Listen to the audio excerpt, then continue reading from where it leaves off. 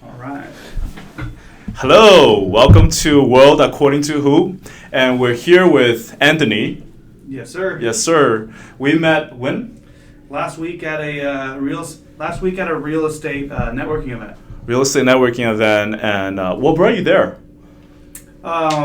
Just trying to network with the real estate industry. I'm trying to meet developers currently for my tech business. Nice. And I'm also in the real estate industry myself, being a real estate agent for about 8-9 years. Start off in New York City, and then I moved to Salt Lake City, lived there for 5.5 years. Yeah. And then I moved to San Diego about a year ago. Okay. Yeah, love the weather here. Yeah, it's great weather. Yeah. And you're from San Diego? I'm from San Diego, born and raised, and I've lived here for about 30 years. 30 years. 32 years. I guess I'm 32, yeah. Woohoo! Wow. Awesome. And you are a CEO, a business owner. Yes. What got you into this field? So I just like you am a real estate agent as well, and I started not 9 years ago, but a couple years ago. I started with real estate investing. Then we got my realtor's license, became a realtor, and then I saw a need for helping our clients out even further after the transaction. And that's kind of how I got into my tech, which is called Inspect Connect. And so we're trying to help homeowners, especially new homeowners, after the transaction and smooth over any of those pain points for finding fixes or managing their property. And what inspired you to be an independent contractor?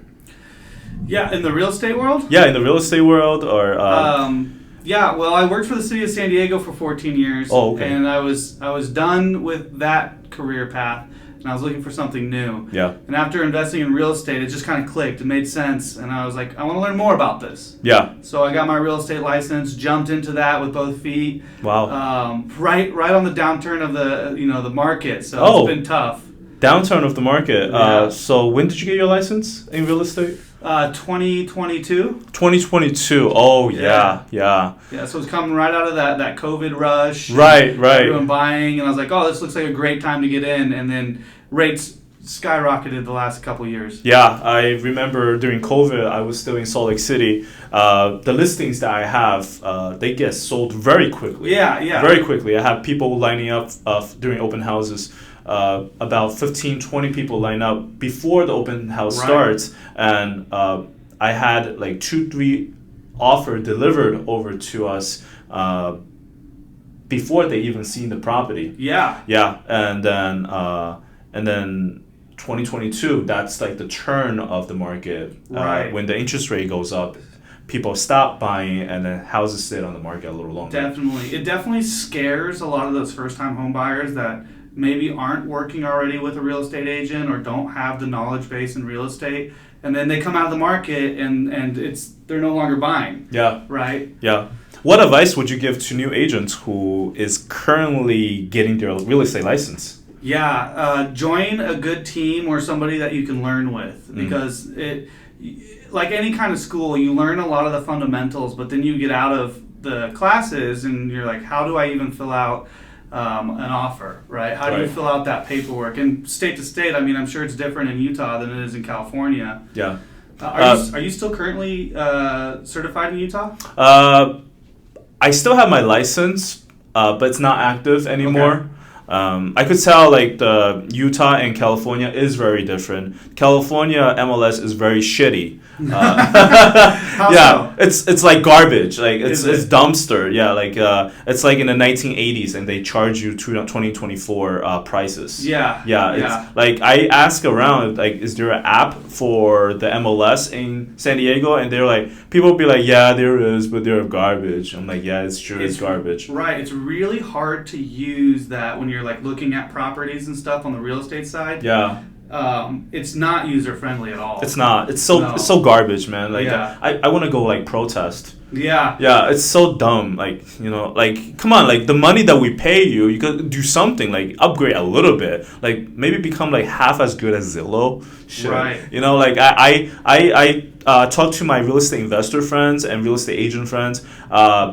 They do not even use MLS. When there's a property, they actually go on Redfin to look up the property to view the pictures because they're able to Yep. use the app, whereas the local San Diego MLS, there's no even app where Yep. you can actually look at the photos. It's like the movie Going Back into the Future. Yeah, like we're going back into the past. Yeah, I use HomeSnap. HomeSnap. Or what is, I guess it's now Homes. Uh-huh. Yeah, and it's got the MLS access, you got the pictures, you got all the information that you need, and it's much more user friendly than trying to use just the MLS straight So off true. the bat. Yeah. So true. Yeah. Plus, every MLS is different. Like, I think there's 2 in San Diego. Mhm. There's San Diego MLS, and then there's another one. Yeah, there's like the San Diego County MLS, and Yeah. then there's the San Diego MLS. There's the what is it called, not Uptown. It's like Carlsbad and Right. Del Mar. North County. North County. We have Yeah. the now North County. I heard the North County MLS is actually more efficient than the local one. So Possibly. I have not explored it yet, but probably when it's a little bit challenging to navigate, especially coming from the Utah market where there's a very nice app that we Right. use. We can look at properties, we can schedule appointments, Yeah. and it's just very efficient. Yeah. Like I could see 5 properties in one afternoon just by clicking on go in my app, go look at the house, easily click on the app, and then bam, you schedule Right. an appointment and you can go see. And the lockbox is very efficient. Yeah. It makes the real estate transaction much more efficient and smooth. Yes. Just that part itself. Well, the whole scheduling views it's so difficult because you have to like text the other agent. Yeah. I mean, that's how I've been doing it. You text the other agent if they're not on showing time. You have to text them, and you don't want to text them too early or too late to disturb them because it's their personal number. Right. Right. So you're trying to be courteous.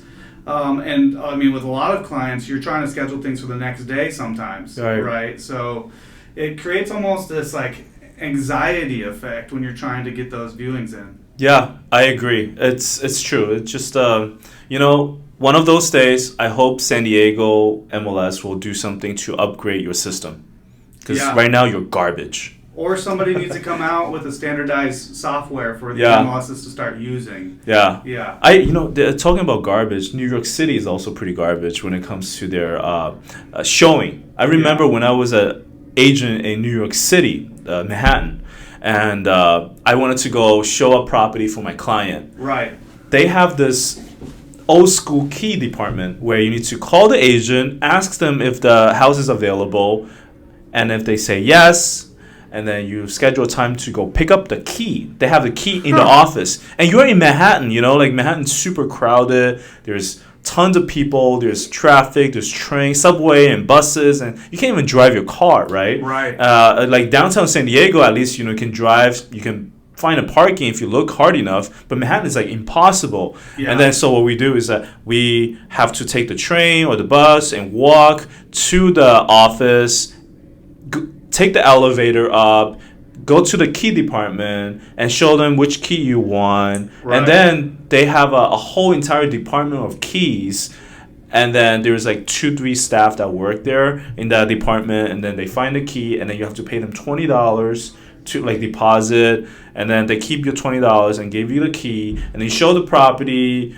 Now let's say you show 3. Let's just say 3. That lets fill your whole entire day, because for scheduling, going to get the key, attending the property, show a few properties, right, and then you have to bring back the key, and then you get your money back. It's like a whole entire day. Can you only get one key at a time?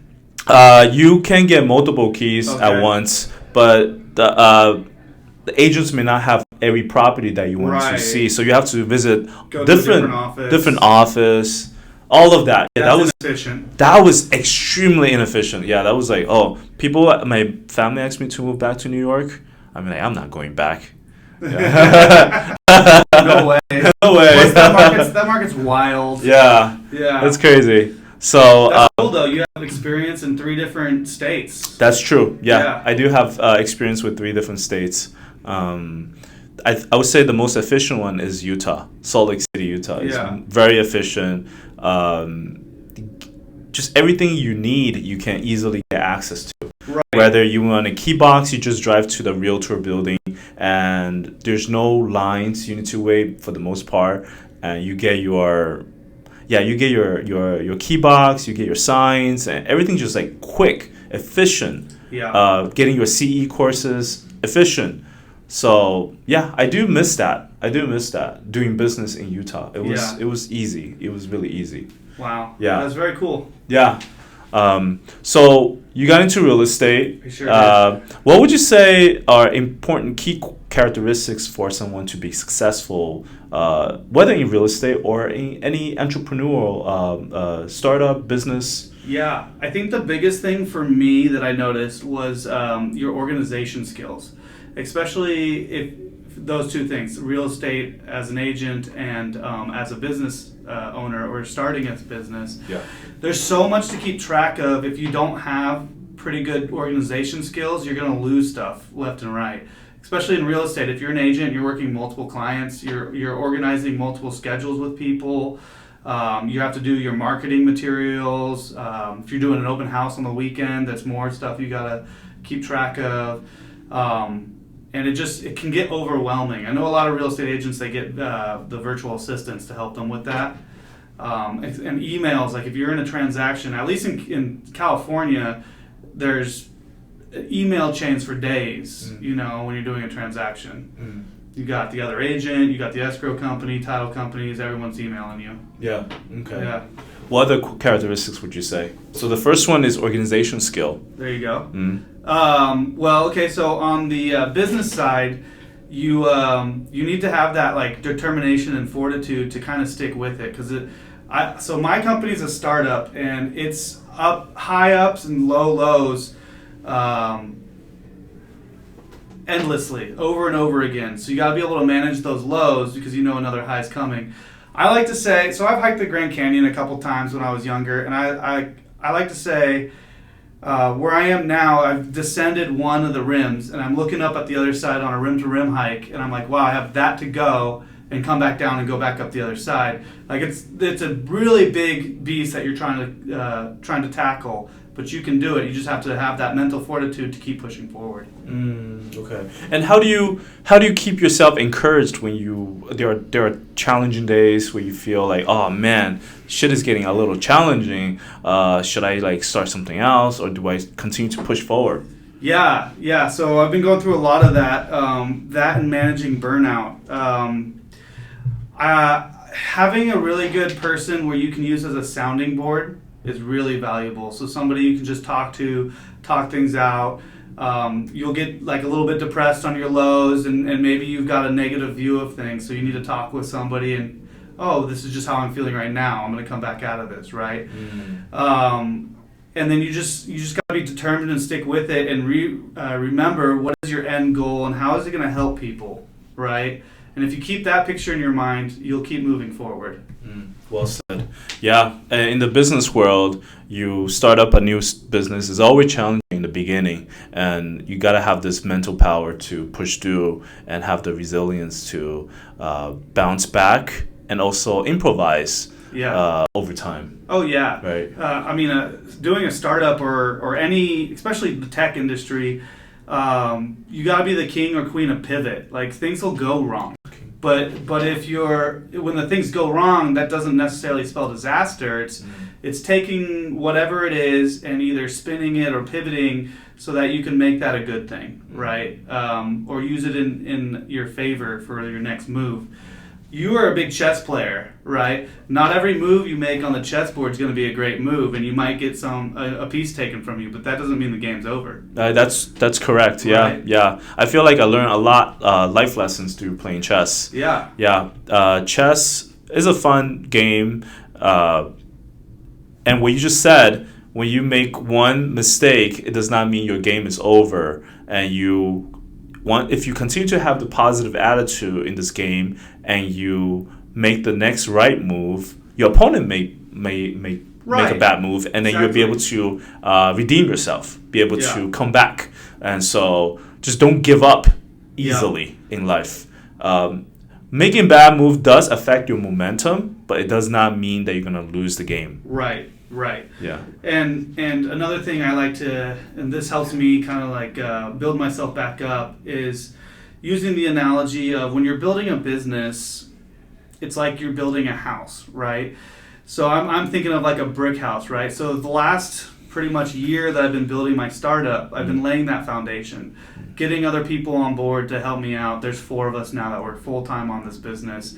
Just setting that corporate structure, and then you look back and you're like, oh, the foundation is built. Now I just need to put 1 brick a week on there, and then at the end of the month, you're going to go, oh, that wall's almost built. It's pretty crazy how it just starts to add up, and that helps me to not lose motivation and keep pushing forward. Yeah, it's a momentum thing. Yeah. There's one thing I do regularly is I do journaling. I do journal every single day, and when I was actively selling real estate, this is what I journal. I write 3 wins for the day. There you go. In my business, so I can have a positive attitude. I see, I'm building momentum, doing well. Right. And then I write out 1 thing I learned today. So 1 daily insight. What's 1 thing in my business I learned, whether it's from my personal experience or from interacting with somebody else. And then lastly is what's 1 area I can do to improve my business.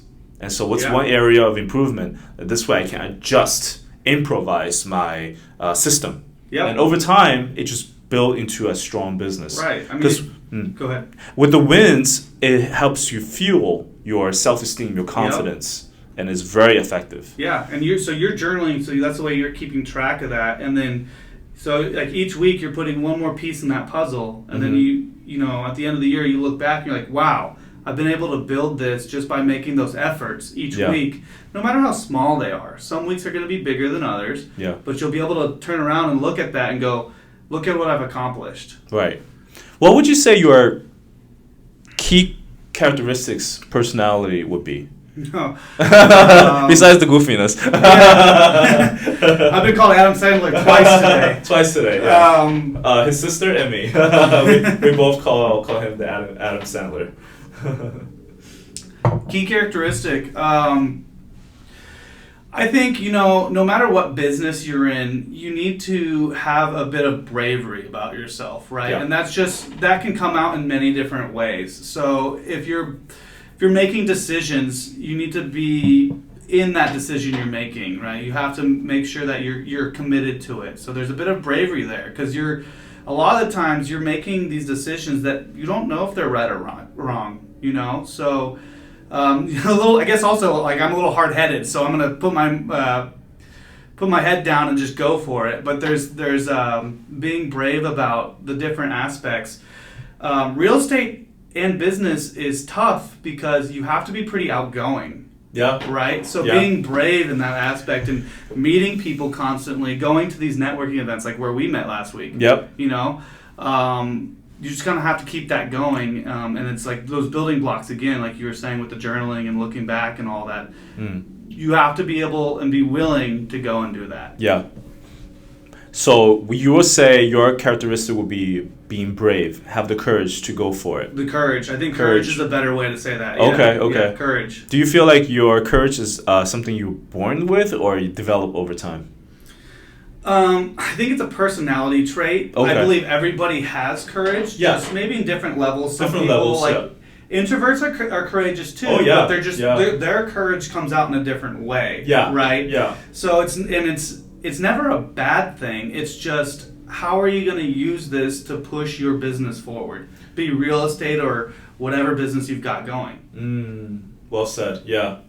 So courage. What else? What other characteristics? Oh. Well, I mean, we've got organization. We've got courage. Courage, organization.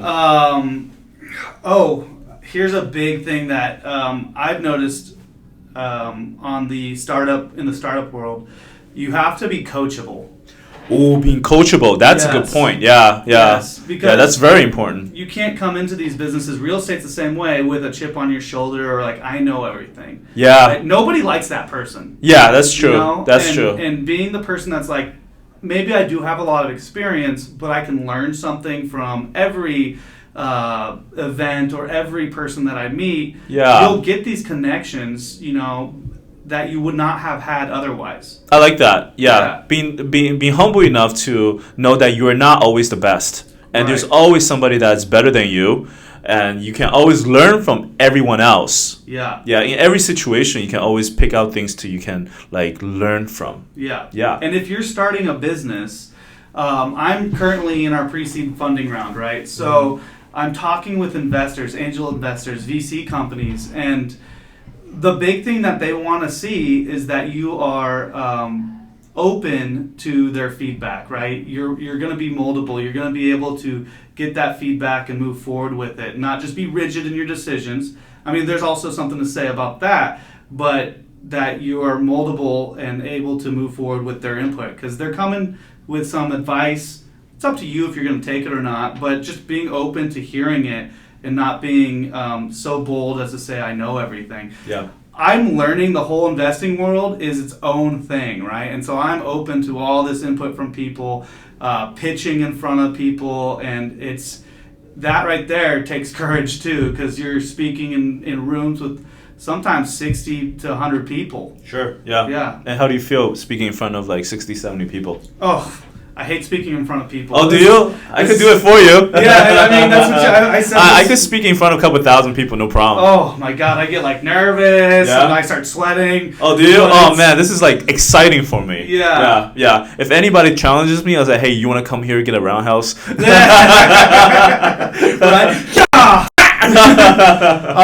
Yeah. I did a pitch competition the other day. It was online, but pitch competition. That's exciting. Yeah.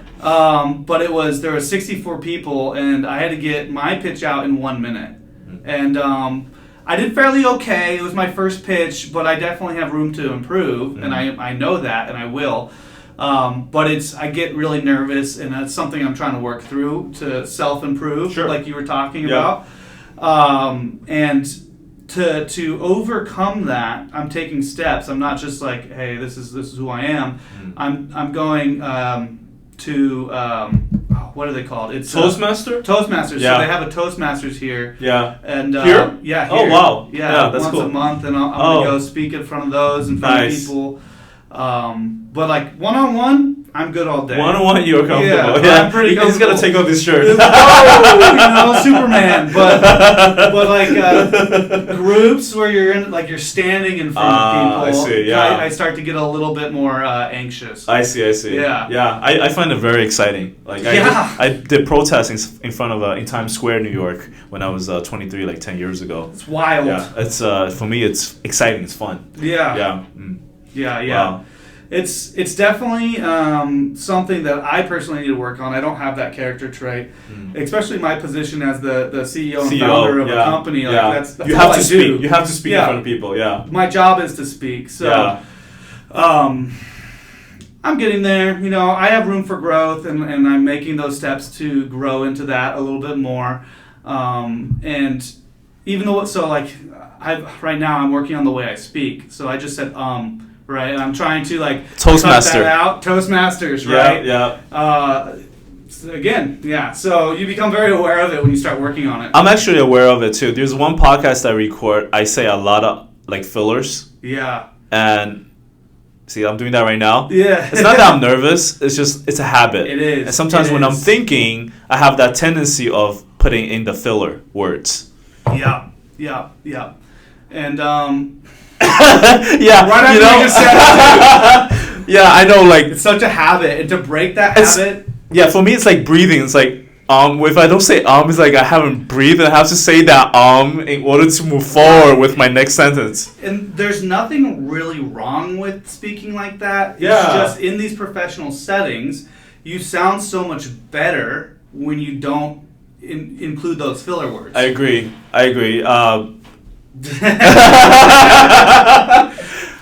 So I was going to say Obama, he's considered to be a really good speaker, and during a lot of interviews he has a lot of and fillers, I've noticed. Yeah, it's normal. It's okay. Fine. Yeah, just fine. Minimize it if you can, or work towards minimizing it. Yeah. I don't think anyone's going to be perfect, but somebody's going to shoot a gun through the camera. I was going to say that. I don't even know why.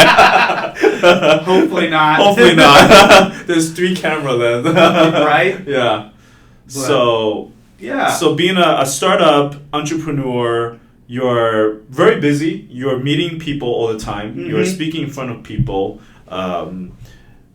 What is it like? What else is like being a startup entrepreneur Yeah. So what's your day-to-day lifestyle like? Right. So when you start a company, you're considered, like, if it's just you, you're a solopreneur, right? It's just you. You have no one really to lean on. The first thing I did was I wanted to find a good co-founder so that I could split some of that work. I found a co-founder who is a friend of a friend. Like, we met back in college, and he's an attorney. So I brought him on specifically as a strategic partner to handle all the legal aspects. He set up the business. I use him for contracts and stuff like that because, man, contracts. Oh man, I hate contracts. They're the worst. They're the worst. Right? They're very tedious. So tedious. And so I'll just go, hey, read this, tell me what it says in legal, like translate this legalese into English for me. Then let's negotiate this contract and see where we can make it a little bit more favorable if we can. Or we're creating contracts for, like, right now we're creating contracts for service professionals and referral agreements, right? So I have him doing all that. He's got that experience. So I found a co-founder, and then still I had all this stuff I was doing. I'm not great at social media and marketing, so I brought a person on my team. Sister? My sister, oh, yeah. She was out of a job. I was like, I can't pay you anything right now, but come on. I can give you a little bit of equity in the company and help take this. And she's doing a tremendous job. She's very consistent with it, which for me is my biggest issue because I've got so much other stuff that I'm focused on. It's hard for me to be consistent with social media marketing and other aspects there. So I built myself a team. There's 4 of us. I have one more person who does sales.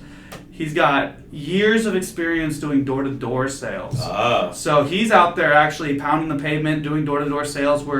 We have a contract with a home inspector, so we're middle-manning some of his inspections.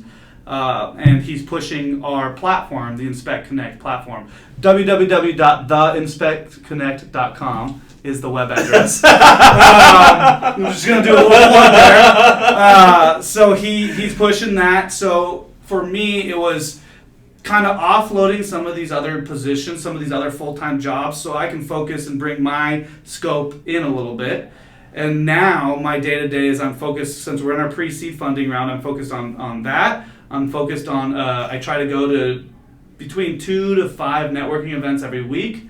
A lot of those are in the evening, so they're easy to fit in. And really kind of round out my week there. So, for example, my week-to-week right now, I have about 2 morning events, which are like coffee connection kind of events, where I go and I meet the different industry kind of people. So I have a tech coffee I go to, since my company is a tech company. I'm a non-tech founder, so I want to talk to that tech community to get a better understanding of that group of people. And so when we're going to be hiring for that, I'll have a better understanding of how to interact with tech guys and girls, right?